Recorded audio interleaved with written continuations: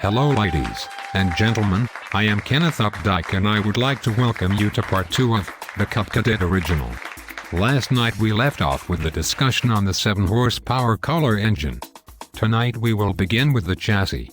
And I built 3-speed forward, 1 reverse transmission put the power to the ground for the original. Using the same internal speed gears, shifting forks, shifting rails, and bearings as the Cub, the original varied in that its shifting lever was bent like that on the Cub Lowboy, but had a different weld to the lever, a single disc 4 1/2 inch diameter clutch plate that is spring-loaded between 2 plates for easy engagement was standard issue on the original. This clutch is connected to the engine via a V-belt attached directly to the flywheel pulley.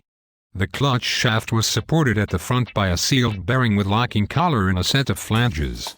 The drive belt from the engine to the clutch was the same part number belt used to connect the starter/generator to the engine drive pulley. A solid steel drive shaft transmitted the engine's power to the reduction gear drive ahead of the 3-speed transmission.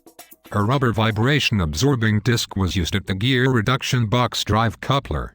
A reduction gear drive was necessary because the drive shaft turns a near rated engine speed of 3,600 RPMs. The original tractor used the same transmission/differential as the large Cub and Cub Lowboy tractors. This unit features a cast iron gear case, precision cut forged steel gear, ball, roller, and needle bearings, and heavy axle carriers for a long life. The selective, sliding spur gearbox with forged steel gears featured beveled engaging edges for clash-free shifting. The original has 3 forward gear speeds. First gear is at 2.28 miles per hour, second gear is 3 miles per hour, and third gear is 6.8 miles per hour. Reverse gear is 2.5 miles per hour. All speeds are measured at a rated engine speed of 3,600 RPMs. The transmission shifting control lever is centrally located in front of the seat. An optional creeper drive speed reduction gearbox was available for applications that require super slow speeds, such as a snow thrower or rotary tiller. This underdrive attachment was supplied by Danco, the maker for the snow thrower used with the original. This underdrive gearbox assembly, Danco model UD6, bolted ahead of the transmission itself and was not standard equipment. The underdrive held its own lubricating oil and was controlled by a single lever to select either direct or underdrive. The machine's speed was reduced. This gearbox provides a 4-to-1 speed reduction in each gear. The Danco UD6 underdrive will only fit the Cub Cadet original tractor due to its mounting bolt pattern that is made for this tractor's frame only. The brake is controlled by a single pedal on the left side of the tractor. The first half of pedal travel is for using the clutch and the final half actuates the brake. A single band brake stops the original when the combination brake/clutch pedal is depressed. This brake band touches a cast metal drum located on the left differential. The brake drum and band differed from the Cub and Cub Lowboy tractors in size. The original differed from all of the other Cub Cadets in that it was the only equipped with a band-style brake. A hand-operated implement lifting handle was standard and was mounted on the right side of the frame by the footrest. By depressing the release button, the handle could be moved. To operate the implement in the float position, a wire bail on top of the handle was latched over the release button. A sliding metal strap bolted to the frame acts as the lift handle's stop limiting bar. A stamped steel pan seat was the only seat offered on the original. A padded seat cover was available through Service Parts. This seat was a Model D168 Pioneer seat pan that was supplied to by Milsco Manufacturing.